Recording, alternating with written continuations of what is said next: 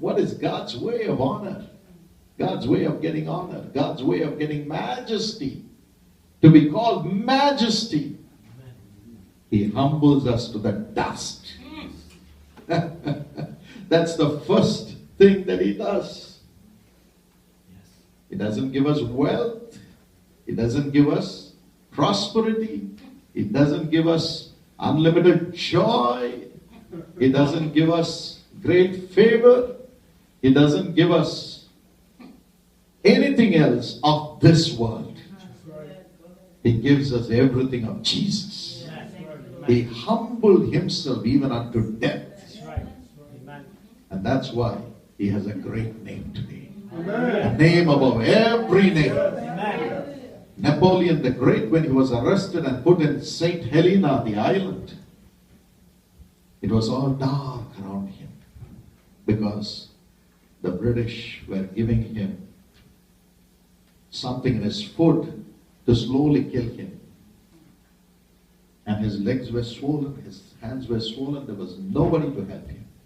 As he stood on the beach, looked up the starry sky, he said, I have been Napoleon the Great, but above these stars, there is a throne. And on that throne sits a person who never went against any nation, who never drew a sword, who never spilled a drop of blood, who never had armies, but one who is carried in the hearts of millions of people. He has conquered millions of people. Truly, Jesus, you are the emperor of all emperors. Amen. The one who humbled himself to the dust, who has made nothing. Maybe today you have been made nothing. Nobody wants you. Nobody honors you. And you may have nothing of this world. That's where God starts with everything for us. With everything for us. And what he gives us stays with us forever. Forever. And it doesn't stay only for us. It begins to become a blessing to millions of people. A little one shall become 1,000. And even this morning, how did God adorn Elijah with honor and majesty? You know, it was a point of time in 1 Kings chapter 19 when Elijah was running for his life. He had just brought fire from heaven and made the whole nation fall before him literally as he brought the fire from heaven and say, this man's Lord is God. And the king was a witness to that. And all the prophets of Baal have been removed. But then an edict is passed.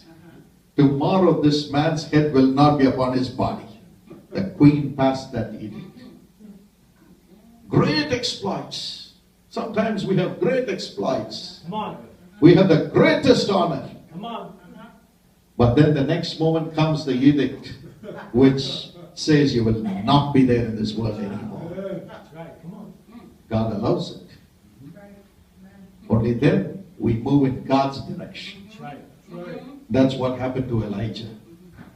He was running for his life. And finally he said, Lord, it is enough. I've done my best for you. Let me die. Let me die.